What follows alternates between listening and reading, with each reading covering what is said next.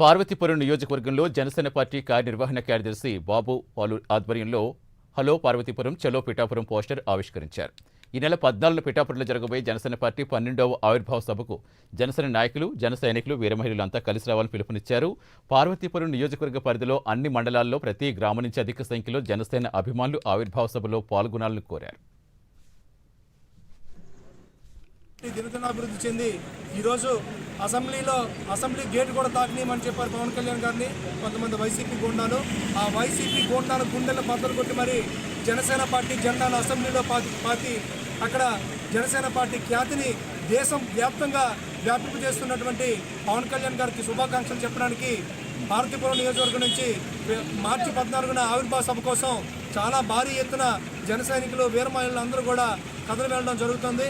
దానికోసం అందులో భాగంగానే ఈరోజు ప్రధాన కూడళ్ల వద్ద ఆవిర్భావ సభ గురించి ప్రజలకి అలాగే జన సైనికులకి నూతన ఉత్తేజాన్ని కల్పించడం కోసం ఈ కార్యక్రమాన్ని మన పార్వతీపురం మండలం అలాగే పార్వతీపురం టౌన్ నాయకుల ఆధ్వర్యంలో ఇది నిర్వహించడం జరిగింది.